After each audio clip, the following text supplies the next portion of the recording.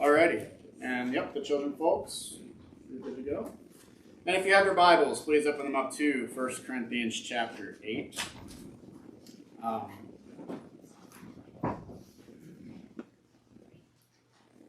So we're continuing on in 1 Corinthians. Last week we finished up chapter 7, which I think everyone is ready to have a big sigh of relief because of how much is in chapter 7.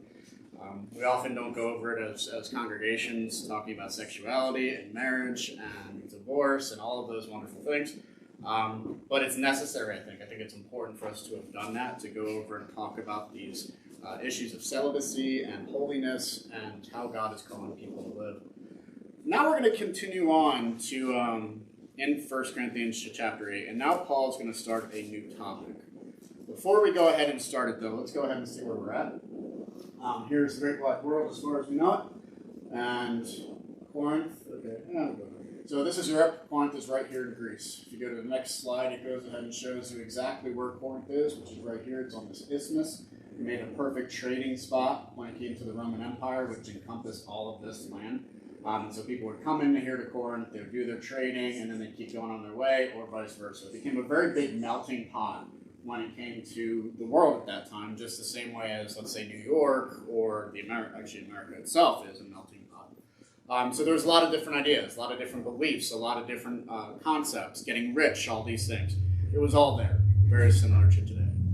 Which is probably why, as we read 1 Corinthians, it's kind of reminding us of the American church, I think. Still, let's go ahead to our verses today. We're going to read verses 1 through 3. Now, concerning food offered to idols, we know that all of us possess knowledge. This knowledge puffs up, but love builds up. If anyone imagines that he knows something, he does not yet know as he ought to know. But if anyone loves God, he is known by God. So chapter 8 now begins a new section in 1 Corinthians. The previous chapter, as we talked about, dealt with sexuality, marriage, divorce, and holiness.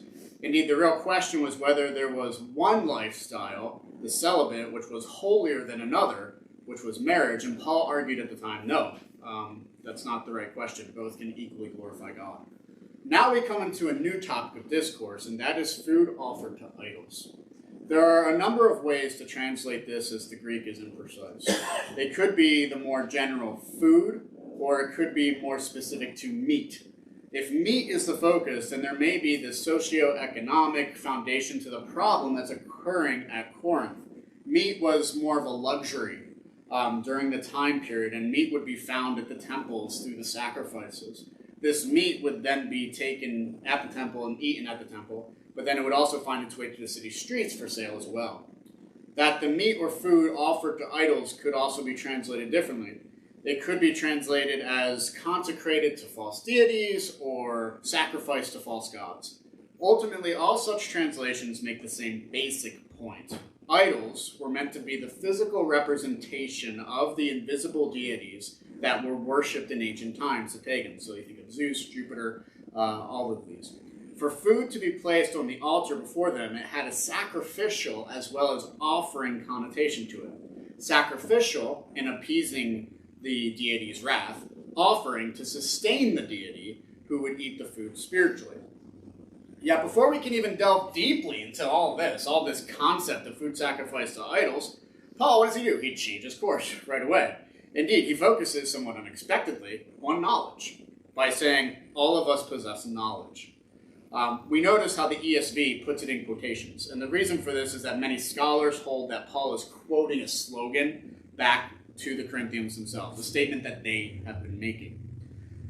It is with this that Paul then presents an interesting dichotomy between this knowledge and love. Now, there are two interpretations in this dichotomy. The first is that this knowledge puffs up. This can have a pride or arrogance implementation to it, or implication. We know those who grow in knowledge and allow that knowledge to grow continue to be boastful in that knowledge. People who believe that they know everything and can't ever be wrong. It ends up leading to false presumptions on their part. In contrast to this is love, which does not seek to be boastful or prideful, but instead seeks others first. It does not seek self-importance. It does not seek the betterment of only self, but seeks the betterment of those around. Love then builds those up around us. It is with this in mind that I would like to notice a second understanding. And in the second understanding, Paul is not necessarily talking about pride. Instead, consider a balloon. When a balloon is blown up with air, the only thing that is affected is the balloon. Knowledge is like that. Knowledge, in and of itself, has no real direction. It is what one does with one's knowledge that gives the knowledge direction. In this sense, when we gain knowledge, this is a very inner and personal thing. Compare that with love. Love does not inflate just like a balloon. It does not just be an inner action, but it's outer. In order to act in love, it leads to others. To build up implies affecting more than just the inside, but the outside as well. Thus, love, in contrast to knowledge, it has a direction, out. In this sense, it is not so much between one bad thing then, which is knowledge, and another good thing, which is love. In essence, they both have their own purposes. I think that that is an important thing to consider as we move forward. And we can see as time goes on when knowledge can ultimately lead to presumptions and what it when falsely pursued, leads to wrong directions. Love, however, has no false directions. Love is good. Thus, the blatant warning in verse 2. If anyone imagines that he knows something, he does not yet know as he ought to know. Notice the criticism isn't necessarily about knowledge. The criticism is how one can abuse knowledge. To seek knowledge is not being criticized by Paul here. Instead, it is the way one goes about utilizing that knowledge which they possess, how they act with the knowledge, so to speak. It is with this, then, we come to verse 3. Admittedly, this verse can be translated one of two ways depending on the earliest sources. That is, some as the ESV translates it, but if anyone loves God, he is known by God. Other manuscripts, however, say, but if anyone loves, he knows. For the former, the concept is that God knows truly and has called us to love him with all of our hearts, minds, souls, and strength, and it leads us to our deepest truth that there could be, being known by God himself. What greater knowledge is there than being known in this way? Conversely, if the concept focuses on anyone who loves, knows, then it sets a similar principle. Through loving, building up others, we come to a deeper understanding of the truth and knowledge. Thus, in contrast with those who know but do not seek to build up, those who love are on the right path. Ultimately, either view works in context. But this leads us to a question, that is, what is the point? It seems Paul is setting the foundation for the Christian ethic when it comes to disagreements among the church family. He is reminding everyone that it is not our knowledge or special knowledge, but it's how we treat one another in love. While we come to know more things about the faith and about this wonderful God and his redemption, the moral ethic we have toward one another is founded on love. And this will be the theme which runs throughout the rest of the letter. And as we see culminate, if those who read ahead, to 1 Corinthians chapter 13. All right, so the main point of these verses are to set a foundation for us when it comes to Christian ethics and how we treat one another. It is not to be found in our knowledge alone, but instead is to be found in the way we treat one another. If we have great knowledge but treat others poorly, then the knowledge we have is worthless because instead of building up, it only inflates us. Love, however, always builds up. And this, in turn, becomes the deepest knowledge to possess. Thus, Paul turns their understanding of knowledge on its head with a greater understanding of knowledge instead. So application points, love and knowledge. Every time I see that, I always think of love and marriage. I apologize for those of you who know that song. Still. And I kept writing it too. I was like, love and marriage. No, love and knowledge. So far in this letter, Paul has repeatedly brought the Corinthians back to the foundation of the faith. Prior to engaging the Corinthians in their questions or comments, he continually strived to remind them of both the truth of the gospel of Jesus as well as the implications of the truth. Thus, it shouldn't be too surprising to us to find the same focus before he engaged this new discussion. Indeed, some will find it rather odd that he begins by focusing the conversation on food sacrificed to idols or food offered to idols, only to turn quickly to love and knowledge. By doing this, he redirects us to the foundation again, even before getting deeply into the discussion. The real question we want to ask is, why does he do this? What causes Paul to shift so quickly from the topic at hand to a reflection on the foundation? There are likely a number of answers to these questions. But something to consider is, again, the foundational aspect of what Paul says. Oftentimes, we can set the two against each other, love and knowledge, to the point where we believe that Paul himself is making a case against knowledge in favor of love. This, however, will be missing the point. It isn't that Paul is setting up a dichotomy between love and knowledge in regards to all things in this life. Instead, he is reminding us that our ability to know is not the foundation when it comes to our interactions with others. How we interact with one another is important and needs to be taken into consideration as we have our discussions. Relationships matter. Being relational does not mean that we need to reject all we know, but it does mean that as we share our knowledge of the truth with others and each other, we do so with the intent of seeking to encourage others. We do not speak the truth of our knowledge just to show how knowledgeable we are. We do it for the sake of blessing others. Yet this is exactly why no such dichotomy exists for Paul, because this itself is knowledge being bestowed upon us. He is sharing knowledge with us by reminding us that love builds up. Love does what knowledge itself cannot do. Knowledge alone will only inflate. And if we are not careful, we will utilize our knowledge for evil rather than good. As Christians, we do need to be wary of this. It makes me think of learning more about God. I remember during my time in seminary, one of our professors said something along the lines of, the more I learn about God, the more I study, the less I feel about God.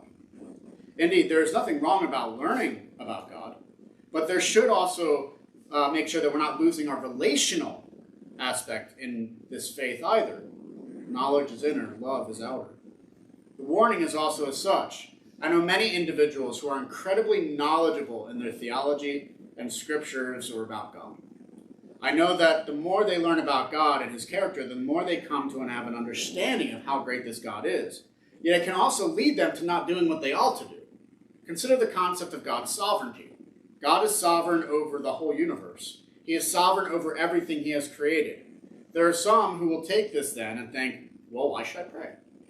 Why should I do good deeds? Why should I be obedient?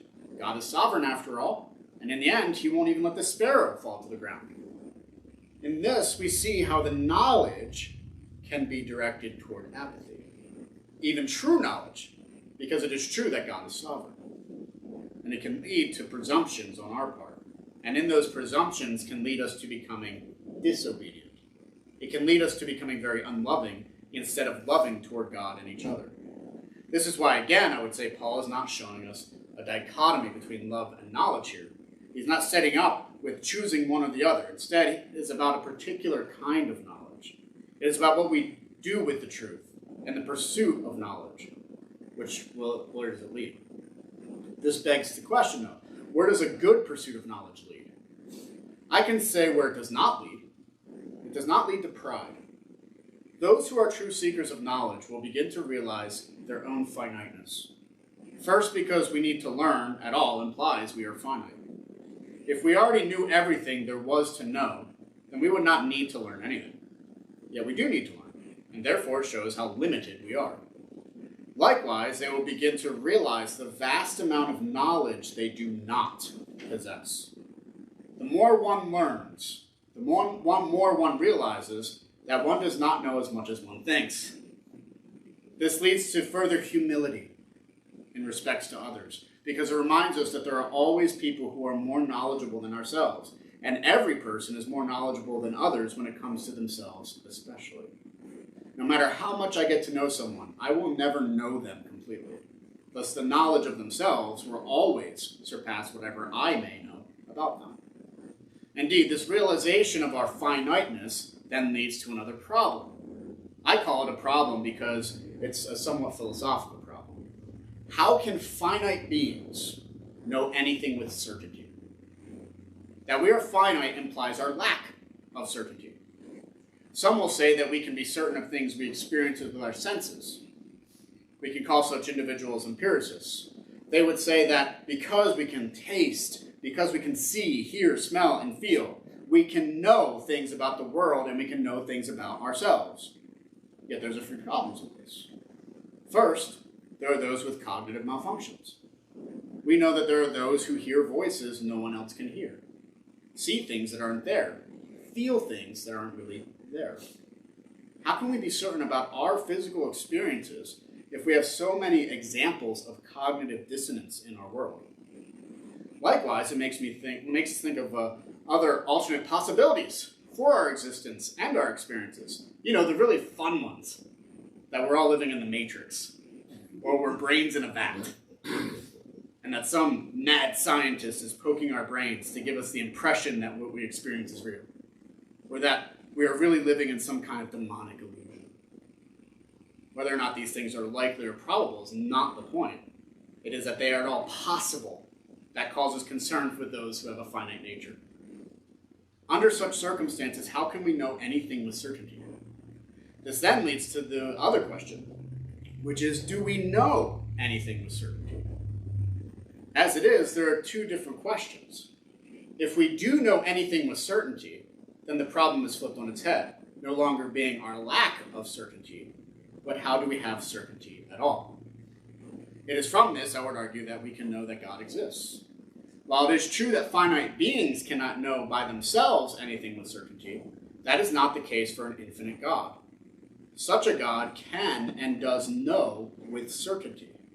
As such, the argument is as follows. Finite beings cannot know with certainty unless there is an infinite being who gives them this information. We know things with certainty, therefore an infinite being exists. Now, some would wonder at this point what we know with certainty. If we can't even have certainty about our experiences, then what can we know anything with certainty about? I would argue we know, though, abstract facts with certainty. What do I mean? Well, I mean things such as logic. Consider the following logic. A triangle is not a circle. True or false? It's true. I know that with certainty, and so do you. I know that the number 1 is not the same as the number 2. I also know moral truths such as to murder someone in cold blood is evil, to rape is wicked, to steal is immoral. I know these things with certainty. So yes, we do know things with certainty despite our finiteness, and the only reasonable explanation for this at all is an infinite God. Now some will wonder why on earth I went down this crazy rabbit trail. The reason I did is because this knowledge of God should give us the greatest amount of humility. In recognizing our finiteness, it reminds us that we are utterly dependent on God for quite literally everything. The knowledge of God leads us to recognize our dependence, our finiteness, that we are truly limited. In this, it leads to what I believe Paul is talking about in these few verses. It leads us to then not boast in ourselves and our knowledge which, as we can see, we could never even attain on our own to begin with. It means that we should submit to God because he alone is capable of giving us any truth. And when he calls us to love, then we should do so knowing that this God knows all things. We do not. Such knowledge as this does not puff up arrogantly. Instead, it leads to an increasing understanding of our God and ourselves. And this leads us to love our God more and understanding ourselves better. This kind of knowledge does not lead to arrogance or pride, but to fear, to humility. It does not seek to be right, but seeks the truth. When Paul begins this section by quoting back to the Corinthians their own slogan, it gives us an understanding of Paul's purpose. They are claiming all of us possess knowledge. They are making the bold claim that their knowledge is sufficient and that moving forward, others should listen to them because they are right. Yet this is no different than the last chapter, where we saw how there were those beliefs of Christian asceticism, where not having intercourse was holier than sex and marriage, or celibacy was of greater spiritual value than marriage. Paul argued then both are equally good, and both can equally be holy to the Lord. Now Paul is setting up another building on the foundation of Christ. Their knowledge and their insistence on their way is only leading them further away from the truth. It only leads to them being inflated instead of built up. It only leads to them thinking they are right when in their lack of love, they are wrong. As such, my hope is that we would seek true knowledge and that we would desire nothing less than what is real. That we would seek to love and to build up others in the knowledge we have been given, which is in Christ. That we would be humble in our walks with God and one another. To be honest with our own finiteness and rejoice in the incredible infinite God that we adore. I'll be honest, that was a hard sermon to write. More or less because if you notice that, I didn't finish writing until yesterday. I had finished it, and then I'm like, I feel like something was missing, and I was struggling with it, and then God kind of gave me an idea, and then I wrote it, and now it feels like that sermon is all sorts of everywhere because I put it in there. But it's okay because I think the point is there. So, still, I think that all this leads us back to the gospel. It leads us back to the gospel in so many different ways, right? Because our gospel begins with our origins. We were all created in the image of God. So we're talking about here. We can't know anything without God because God is where we have our foundation. It's from Him that we know anything at all. And God, He created this whole cosmos. Well, out of everything that He created, all the wonders that He created, all the flowers, all the stars, all the things we experience, it's you and I that He created to bear His image. That you and I are created with worth, dignity, sanctity to life. And it's a beautiful thing. But then we have a problem, which is kind of like what they're going through in Corinthians, which is that we often fail. We fail miserably. We do not love properly. We do not always do what we should. We don't always follow God. We lie, we cheat, we steal. We experience darkness all around us. We see it in our own world today, or even as Bob was saying earlier, the foundations of something so pivotal as family is being attacked and destroyed in our society. And to be honest, a society which destroys that which is good can't last. Why do societies do this over and over again? Why do we continue to see societies that continue to be built up on these false presuppositions? Because of demonic influence, because we are filled with pursuit of self and the power of self. Personal liberty is a strange thing because it's good, but it can be utilized poorly. But then that leads to the question, because the truth is none of us here are perfect. None of us here have not lied, have not stolen, have not lusted. We've all broken the law of God. We are all deserving of judgment. We're all deserving of being wiped clean, just like the time of Noah. How is it that we can be saved? Well, God, He provided the ark for Noah, and He provides Jesus Christ to us.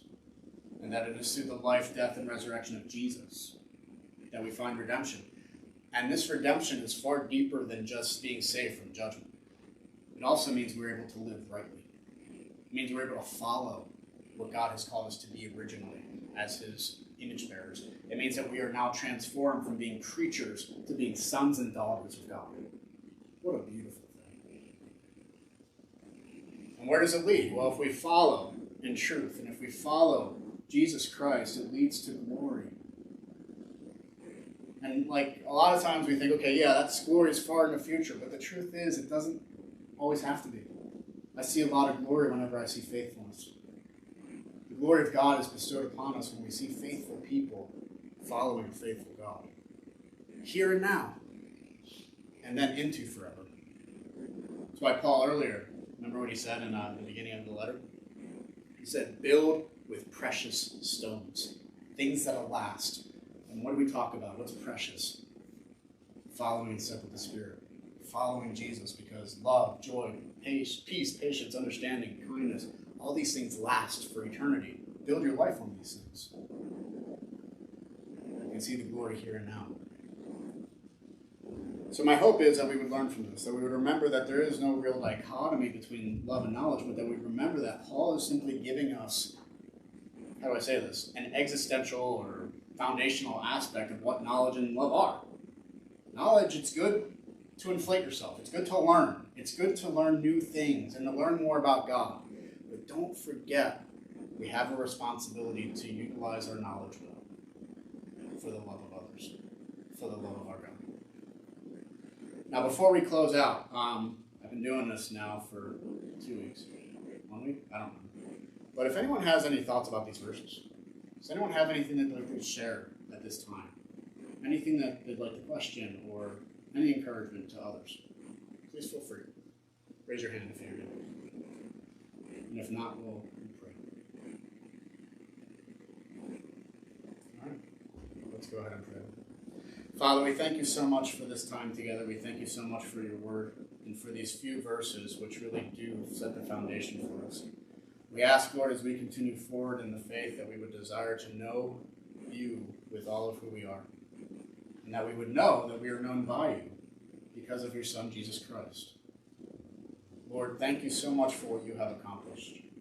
Thank you so much for the redemption we have. It is worth all of us. We thank you. In your Son's name we pray.